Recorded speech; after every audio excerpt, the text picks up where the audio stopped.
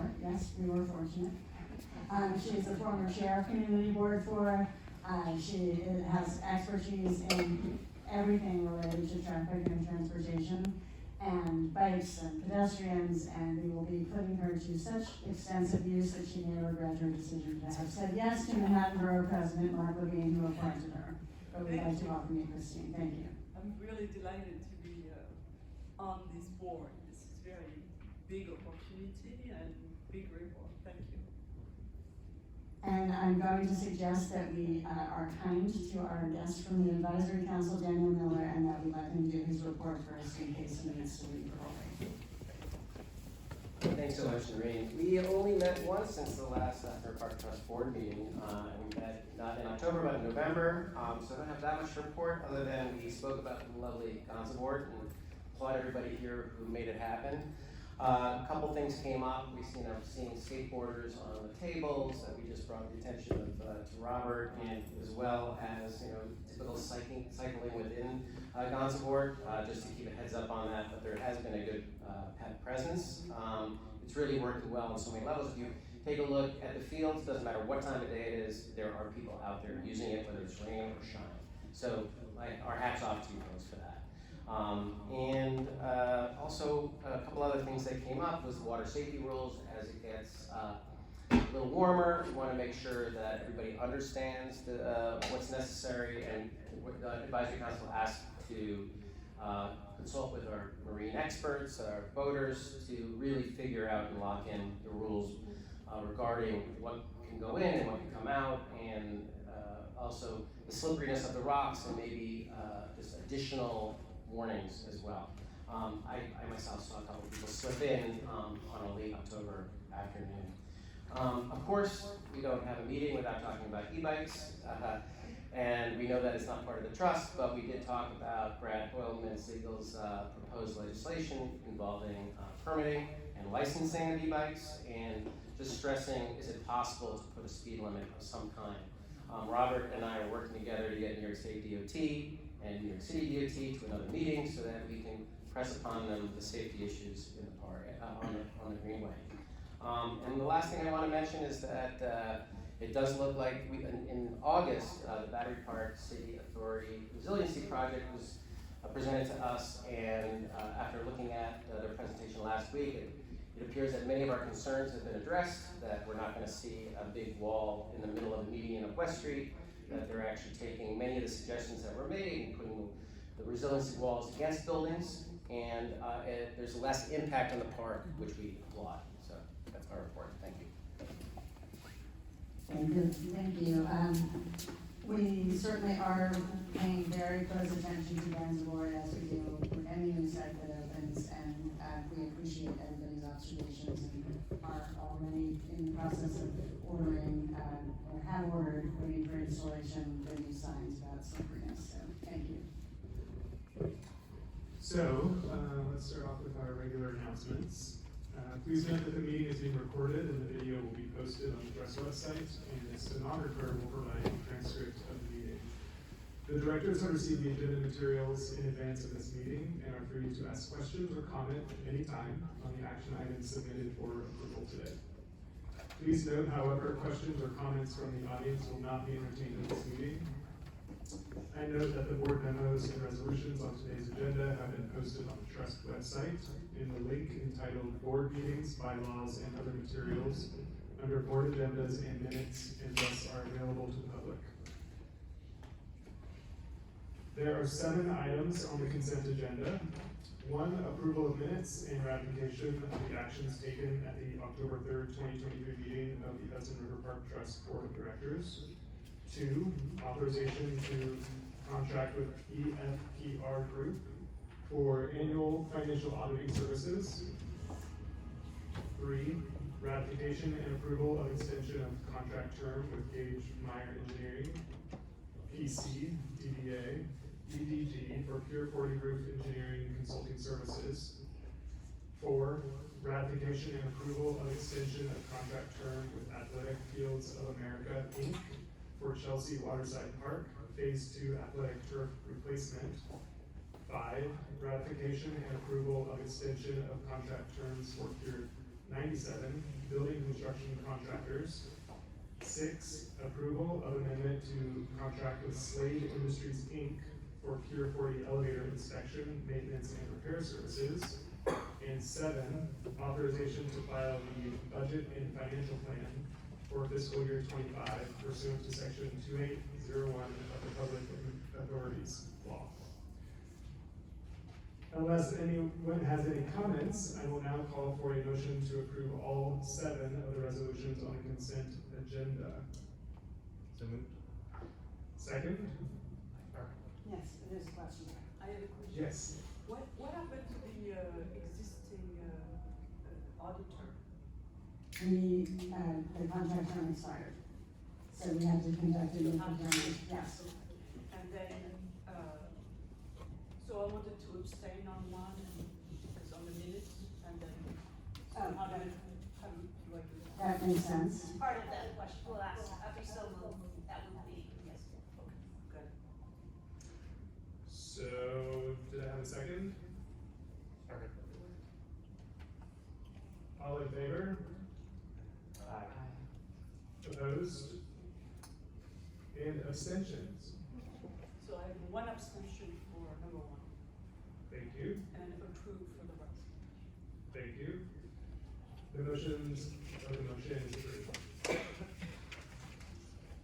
The first corporate action for the board is authorization to contract with Evergreen Architectural Arts, Inc. for park-wide art maintenance and conservation services. Ms. Gillette.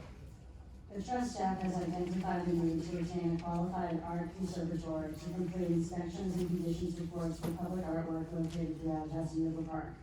The conservator will create a maintenance plan for all of the artwork and will support staff in an on-call capacity with completing complex maintenance tasks, addressing vandalism, planning for larger conservation projects as needed, and providing training. In accordance with the trust procurement guidelines, an RFP for park-wide art maintenance and conservation services was released on October 16, 2023, and the trust received 3 proposals on the November 16th submission deadline. The selection committee comprised of trust staff reviewed the submissions and evaluated each according to the identified selection criteria in the RFP, and determined that Evergreen Architectural Arts, Inc. provided the best value to the trust. Evergreen has experience providing similar services for government agencies and large institutional clients, including New York City School Construction Authority, Columbia University, and the Architect of the Capitol. Due to the highly specialized nature of the work and the limited number of firms that provide contract conservatory services, the MWBE and SDVOB goals were waived prior to release of the RFP. Accordingly, trust staff requests board authorization to enter into a contract with Evergreen Architectural Arts, Inc. for park-wide art maintenance and conservation services for a total board authorization amount of up to $300,000 over a 3-year period. Funding for this contract will be identified through the capital maintenance portion of the trust annual operating budget as approved by the board of directors each year. Are there any questions or comments? If not, I will call for a motion to authorize the trust to contract with Evergreen Architectural Arts, Inc. for park-wide art maintenance and conservation services. So moved. Second? Second. All in favor? Aye. Opposed? Abstentions? The motion is approved. The second and third corporate action items before the board are ratification of amendments to the contract with Pace Companies New York, Inc. and Gilbane Building Company related to the Pier 40 fire sprinkler restoration. The directors have received 2 separate board memos regarding the amendments to the contracts related to the ongoing Pier 40 fire sprinkler restoration work, but I'll discuss the 2 memos together for efficiency. At its June 2017 meeting, the board authorized the trust to enter into a contract with the Pace Companies New York, Inc. for Pier 40 fire sprinkler restoration work for a total board authorization amount of up to $3,630,000. The work is necessary to meet current Fire Department of New York codes and life safety standards and entailed repairs and upgrades to the aged Pier 40 sprinkler standpipe distribution network, including the integration of fire sprinklers with a fire pump system that was damaged and then redesigned and replaced following Hurricane Sandy. The original scope of work was developed to reuse existing infrastructure as much as possible. Since then, PACE has performed work as intended, but the sprinkler system's age, original to 1960, coupled with Pier 40's 15-acre footprint, has proven to be significantly more challenging than originally expected. Specifically, during the various pressure tests that have been conducted over the years, leaks continue to be discovered at portions of the system that have not yet been replaced, and the contract has been previously amended to add additional funding and time. As you may recall, at the December 22nd board meeting, staff informed the directors of its determination that full replacement of those portions of the system that have not yet been replaced was warranted. At that time, the board approved an amendment to the sprinkler system design contract with New York engineers to prepare construction plans needed as the basis of a new procurement for a sprinkler construction contractor. Unfortunately, preparing the construction bid documents has taken longer than expected, partly due to the size and complexity of the Pier 40 sprinkler system, and partly because of significant staff changes at New York engineers. To expedite the process, trust staff is now seeking proposals from the 3 on-call engineering firms previously approved by the board of directors to complete the required construction documents. Since this process will take some months, staff seeks to continue the current work being performed by PACE over the winter, as it remains important to complete the sprinkler project as quickly as possible given public safety interests. Staff has directed PACE to focus on completing the sprinkler replacement in a specific zone of Pier 40 during this period. To ensure that PACE's work is appropriately overseen during this period, staff also recommends amending the contract with Gilbane Building Company, which has served as the construction manager overseeing the sprinkler replacement work since 2017. The trust procurement guidelines require the trust to make a determination as to why employing a competitive process is not in the best interest of the trust when the amount of an amendment increase is in excess of 20% of the original total board authorized amount. Despite the issues that have been encountered, the performance of both PACE and Gilbane has been good throughout the contract term, and both firms now have significant experience with Pier 40's infrastructure and sprinkler system, along with the complexities of conducting the required work within a very busy parking garage and property. The scope and nature of the current work will not change once a new contractor can be brought on board, and it remains essential for public safety to continue the piping and sprinkler head replacement work while the competitive procurement process is undertaken. It's in the public's best interest to have the fire department sign off on this project as quickly as possible. With respect to price for PACE, trust staff has carefully reviewed the proposal and compared the scope and cost to prior sprinkler work completed at Pier 40, as well as published estimating data. The proposal was found to accurately reflect the time and necessary prevailing wage rates required to complete the work within the specifically defined area, and has thus been found to be reasonable. Gilbane will not increase its rates established in 2019 for the required additional oversight work. For all these reasons, the trust staff seeks board ratification and approval of 2 separate contract amendments. First, for the contract with the PACE Companies New York, Inc. for Pier 40 fire sprinkler restoration to add an additional $2 million for a total board authorization amount of up to $7,755,955 and an extension of the contract term by 1 year.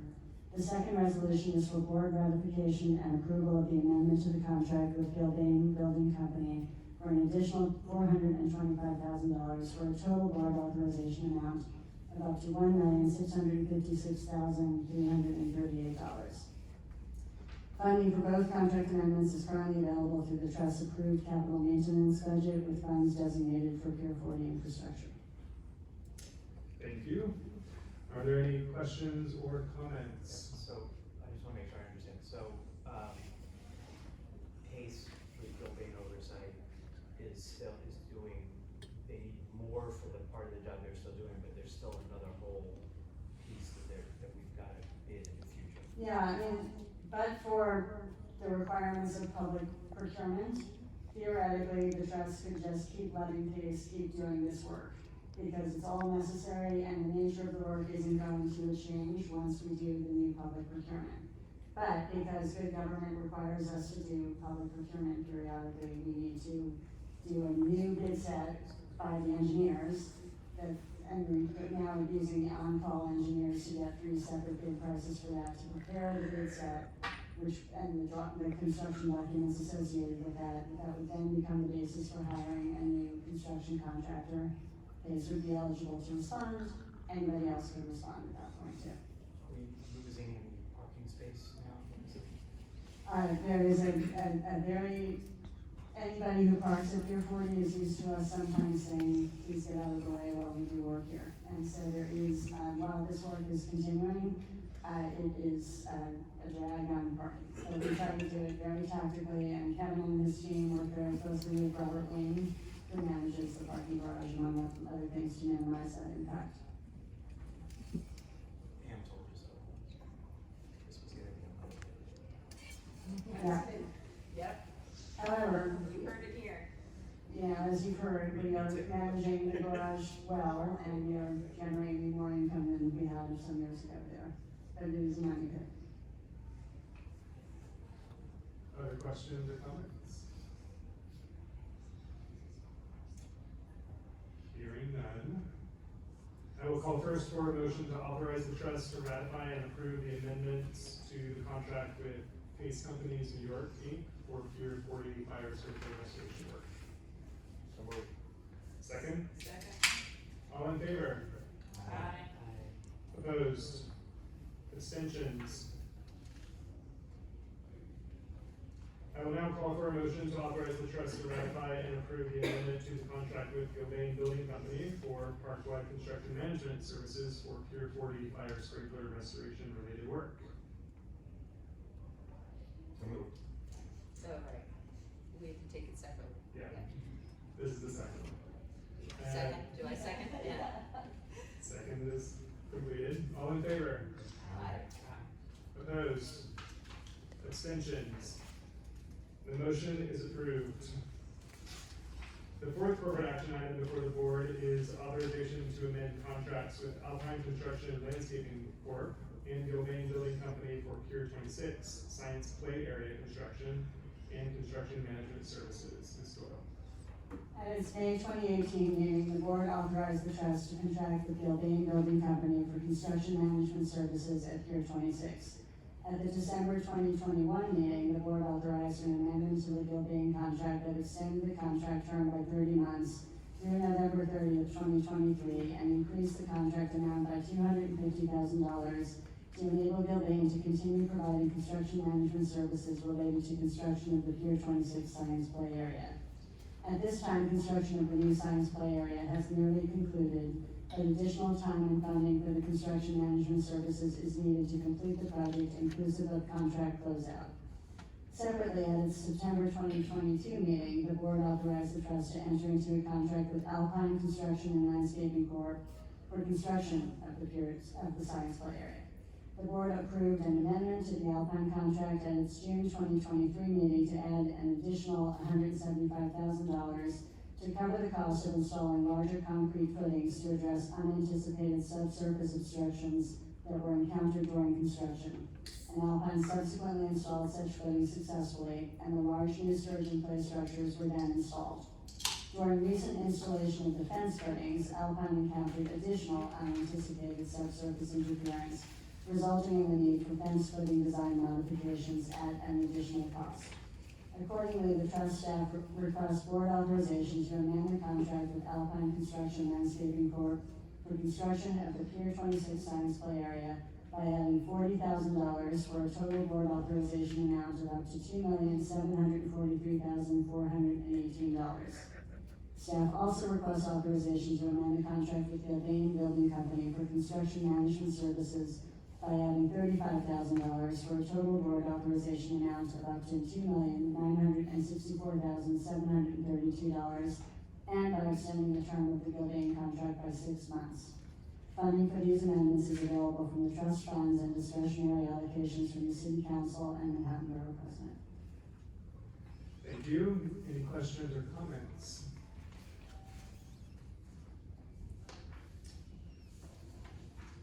Looks good out there. Sure does. Let's see a picture in a minute. If no other comments, I will call for a motion for the board to authorize the trust to amend the two separate contracts with Alpine Construction and Landscaping Corp. and Gilbane Building Company for Pier 26 Science Play Area construction and construction management services.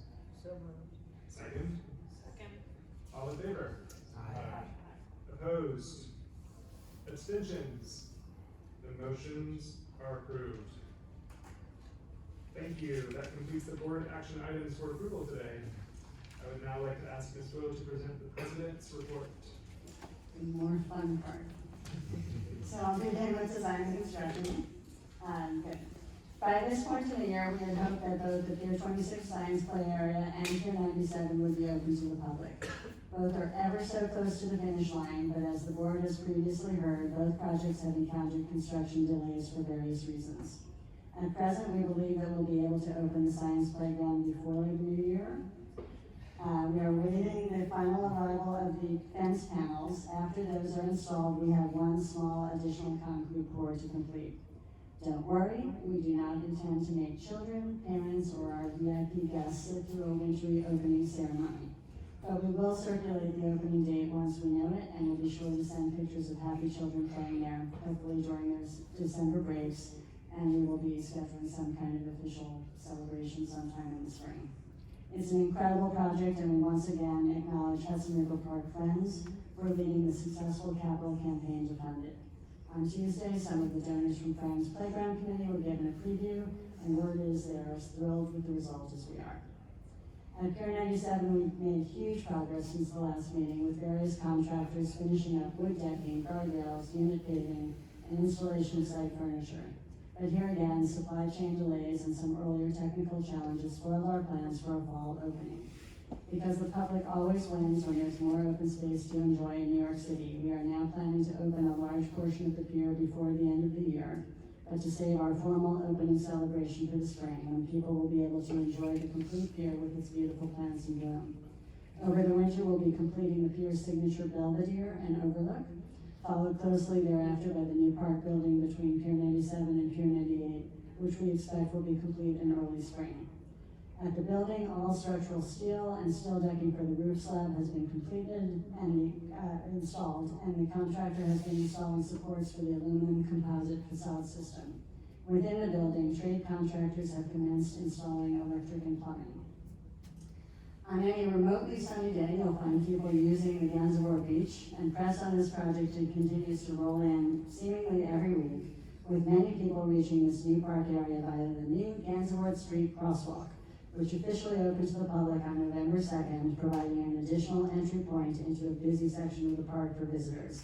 We congratulate City and State Departments of Transportation and the Meatpacking District for their work to get this project done in record time. Since October, we've been working to complete the final remaining components of this 5.5-acre site. At this point, the park building is nearly complete, and now that the fence is down, it's possible to see and enjoy this small but elegant architectural addition to the park, including its nod to Gordon Maddox Clark's original Days End, which was an architect's inspiration for the unique building roof. Removal of the fence also allows people to see the large green garden to the building's east. It's one of a number of resiliency features that were incorporated at Gansevoort. And this coming Monday, we're hosting an informal 11 a.m. paw tea at the new dog runs to mark their openings. Our team is very good at times, not me. We expect some friendly competition to have the honor of having the first dog in the dog runs. And on the topic of openings, I'm happy to report that our new interim pickleball courts installed just south of Pier 76 were instant successes, with players from around New York City traveling to them, including for nighttime play, made possible through our reuse of solar lights once installed at Gansevoort. I thank Director Frederick for lending her family's pickleball gear to us for the opening. And because of her, several of us took our first steps towards becoming stars that you'll be able to watch on the ESPN Cardano Professional Pickleball Association games, which you can find on television. So, Kevin is our new superstar here. And I frequently play pickleball in my dress.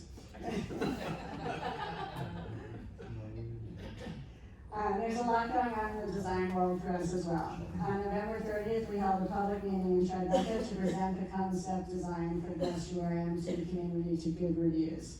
The design team is now taking the comments received during the meeting into consideration as they move forward into the schematic design phase. Now that the basic shape, location, and volume have been established given site conditions in the building's program, The designers will be developing the shape and volume into an actual building design. Further development on the landscape and interior tanks, classroom, water intake and discharge systems, and back of the house needs will also occur.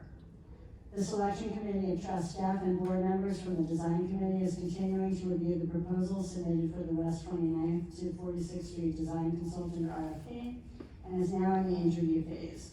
We expect to be able to bring a recommendation for a new contract to the board for consideration at the January 2024 board meeting. Immediately adjacent to the park, Vornado has begun construction at Pier 94, which is under the jurisdiction of the New York City Economic Development Corporation. Vornado has done a good job keeping the trust up to date on its construction plans and timing, and is working with us proactively to coordinate construction in a limited portion of Clinton Cove Park section where some utility work needs to occur, potentially as early as February. We're working with Vornado on ways to minimize the disruption, and will keep our website updated if there are any closures or detours. The trust will also issue a work permit for any work that would take place in Hudson River Park. Finally, it's exciting to be able to share the news that earlier this week, Pier 57 received its third significant preservation award, this time from the Preservation League of New York, which recognizes people and projects that champion the essential role of preservation in community revitalization, sustainable economic growth, and the protection of our historic buildings and landscapes. Previously, the pier has also received the New York Landmark Conservancy's Lucy G. Moses Award, as well as recognition from the New York State Office of Historic Preservation. At each of the award ceremonies I've attended on behalf of the trust, it's been so moving to hear the stories from other awardees, and it's made me even prouder to know the role that Hudson River Park, and of course all our private sector partners at RXR, Young Woo, Baupost, Google, Jamestown, and City Winery played in bringing this unique building back to life for the benefit of the community and park overall. Any questions thus far? Can you remind us, what's the park building in between Pier 97 and 98?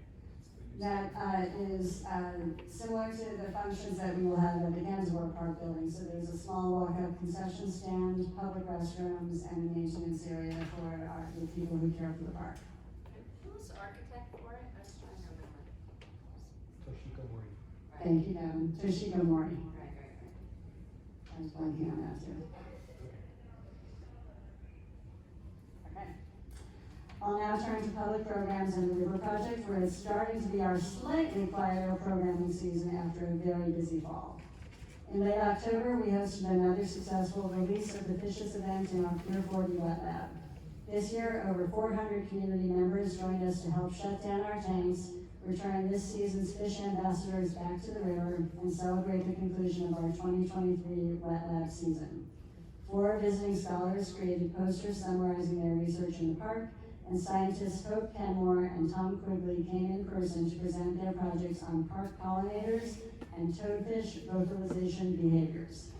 Kathy Drew, the founder of the River Project, talked to participants about Big, the largest oyster found in the New York City Harbor at Pier 40, and Dr. Jeff Levinson, a senior professor and member of our technical advisory committee, sang a release theme song on his ukulele. Many environmental partners also joined release, including Randall Island and the Glens Dredgers. We concluded the night with sharing findings from the Citizen Water Quality Testing Program and celebrated the work of the 2023 season pathogen testing program with tours of our pathogen processing Shortly thereafter, our pumpkin smash event at Pier 84 welcomed more than 1,700 participants who together smashed 3,000 pounds of pumpkin into compost to help keep our park green and growing. This was 1,000 people more than in 2022, and we received terrific radio and television coverage for this event as well. And on November 11th, we launched our first Blue Team volunteer event in collaboration with Hudson River Park Friends. Park staff were joined by 6 volunteers who helped collect and categorize thousands of pieces of plastic collected from the Gansevoort southern shoreline, including through the use of our new waste shark. Altogether, the Blue Team removed about 50 pounds of trash and recyclables, and we're looking forward to hosting more Blue Team volunteer events in coming seasons. Speaking of Waste Shark, we had an online competition running to name this new in-water trash fighting tool. We're about to post the finalists' names on our social media channels so that the public can vote on the final name. And just not voting in focus. Stay tuned. This past weekend, the New York Times featured our Tribeca Habitat Enhancement Project through a captioned photo essay. The story highlights the work we're doing to enrich habitat and conduct research on the structures we installed, and it's been rewarding for us all to see press attention growing for the work we do in support of our estuary sanctuary. And on the topic of habitat, last week we spotted our first ever bald eagle hanging out on the Gansevoort Salt Marsh with a freshly caught eel. I'd like to share also that a terrific Instagram video about the animals in the wet lab by Lauren Scala, a longtime reporter in New York City, who we met when she covered Gansevoort for her live New York show, has gone viral. Lauren is a huge advocate for animals, and in her video, she introduced many people to the wonders living in the Hudson River all around us. Programs will continue at Pier 57 over the winter, including science trivia night tonight. You should all stay for that. And right here. And our public programs and river project departments are working hard at present to plan their 2024 seasons. I'll pause again. Pretty exciting about that bald eagle, huh? Okay. Sorry? See it in that Just picture? zoom in. Kind of in its town. Short. Yeah, you circled it on the, It's hanging down right there. oh, it's that white piece? Yeah. Oh. That eagle's really big, right? Like, you can't. It's not that big compared to that. That's what's in that eagle.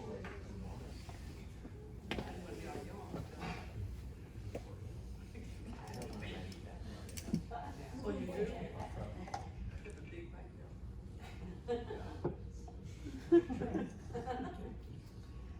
Okay, our horticulture facilities and maintenance units have of course been busy readying the park for cold weather season, turning off water in various park buildings, irrigation systems and fountains, making sure heat systems are functioning, and doing thousands of other tasks needed to keep the park safe and functioning.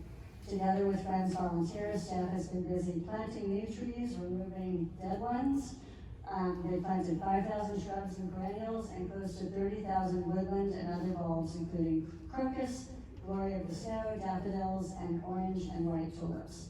As of early November, the park had hosted 2,200 corporate volunteers recruited by Friends, the highest number ever, and our amazing neighborhood gardeners, who are community volunteers, have given the park 675 hours of volunteer work so far this year. Now shift in conversation. State finance law requires a mid-year budget update with explanations of variances greater or lesser than 5% of the adopted budget. Details of these variances are included in the 6-month financials that were prepared by Kim Quinones and Sam Zuberi and distributed to the board. They'll also be posted on our website. I'll give a high-level review of the results for the first half of the year through September 30th and an update on our spending on capital projects. The bottom line is that at mid-year, we're a bit ahead in revenues and a bit under on spending. Our adopted budget assumed an operating surplus prior to capital maintenance of $4.1 million for FY24. Right now, it appears we'll exceed that number at year end. Total revenues are at $22.5 million, or 60% of budget, or $37.3 million. Once again, the parking garage is a strong contributor with revenues of $5.9 million, or 55% of budget, reflecting continued strong occupancy and active management of the parking garage. Lease and permit revenue is at 65% of budget, reflecting the expected higher revenues for occupancies that are active or more active during the warmer months. On the expense side, we have a total direct operating expenses of $12.5 million as of September 30th, or 41% of budget, or $30.3 million. Personnel vacancies contributed to the lowered spending, along with deferred hiring pending completion of new park areas. The delay in opening new park areas also results in delayed spending for contracted services such as DOCON and PEP. The budget also includes certain contingencies for weather-related expenses and additional work that could be required in Q3 and Q4. Net of reimbursements for certain expenses such as median landscaping, legal, and special project consultants, total net operating expenses are at 39% of annual budget as of September 30th. On the capital spending side, new construction has proceeded at a robust pace. with $27.3 million spent as of mid-year versus a budgeted $42.4 million for the full year. Construction at new park areas is continuing through Q3 and Q4. Capital maintenance spending is currently lagging, with Upland and Park Piers spending at 22% of budget and Pier 40 CAPM at 36%. Spending in both categories is expected to increase in Q3 and Q4, although some projects have been rescheduled for FY 2025 because of a combination of staff bandwidth and the upcoming procurement processes needed for the Pier 40 sprinkler work as previously discussed, as well as other projects. The Trust adopted FY 24 budget projects a deficit as a result of the expectation that the Trust will be directly funding various capital maintenance projects for which other sources of funding are not available. While mid-year numbers currently indicate a modest surplus, the year-end result will depend on the extent of spending against intended capital maintenance projects funded by HRPT reserves. I will update you also briefly on the status of our insurance renewal. Overall, we saw a small decrease in our premium for our general liability coverage by approximately $280,000 for the period that commenced on December 1st, or $5,074,000, as compared to the $5.356 million last year. The decrease is generally due to the fact that our expected construction budget for 2024 is much less than in 2023. As a reminder, the state and city reimburse the Trust for general liability coverage pursuant to the Hudson River Park Act. The Trust is not reimbursed for any of its other insurance policies, such as property, flood, directors and officers, workers' comp, etc. Effective December 1st, our commercial property was also renewed and the annual premium increased by $22,000 for a total of $202,000. Overall, we're pleased with the services provided by the Office of General Services and its insurance broker, A.J. Gallagher, for doing a fantastic job on obtaining quotes and trying to keep our and the state and city's costs down as much as possible. I'll pause here. Okay. Last, I'd like to thank our directors and the elected officials, representatives from Community Boards 1, 2, and 4, the Advisory Council, and Hudson River Park Friends for their participation in our Pier 76 Task Force, which had its last meeting on November 15. Aside from the collective positive spirit and openness to discussion that I believe everyone who participated in the process felt throughout, I believe we collectively did excellent work in advancing ideas that could help the Trust meet its dual goals for Pier 76, creating extensive, high-quality public open space and generating revenue needed to support the whole park's operations through a future commercial use on the pier. Rebuilding the huge structure will be very costly, and there was discussion also about the need for what the Trust called outside monies, whether from future air rights sales, bond act, or other proceeds, or future public contributions for core pier and park infrastructure. The Trust did not vote or ask for any other final recommendation from the task force, but we did ask participants to review several summary documents prepared by Trust staff and our terrific consultants, Carl Weisbrod and Christina Pecorelli of HRNA, and Lisa Switkin and James Tenianhouse of Field Operations, where we endeavored to encapsulate the many issues, ideas, and opportunities that were discussed. We're currently working with leadership at Community Board 4 on our intent to attend public meetings at CB4 in January and February to bring the conversation to a larger audience. Many of the ideas discussed during the task force would require changes to the Hudson River Park Act, zoning, or other actions. We're hoping to gather additional input during the public discussions to inform next steps. And finally, we've shared with all directors the proposed board meeting schedule for 2024.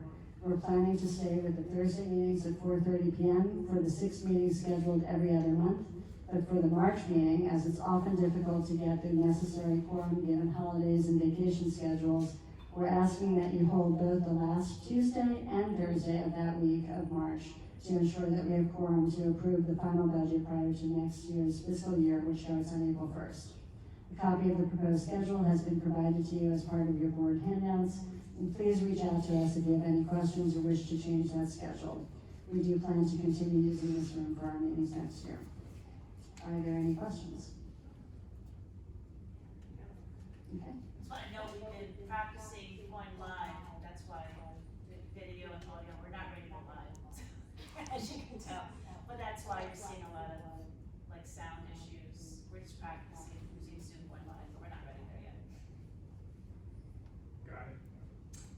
for that report. I will also note that Ms. Fishman is not available this evening, so she will provide the Hudson River Park Friends report at the next meeting to be held in January. Is there any further business? If not, I now request that the directors move into executive session to discuss pending real estate transaction matters, and that we adjourn the public portion of the meeting. The executive session will not include any action items for approval by the directors. May I please have a motion to move into executive session and adjourn the public portion of today's meeting? Second? Second. All in favor?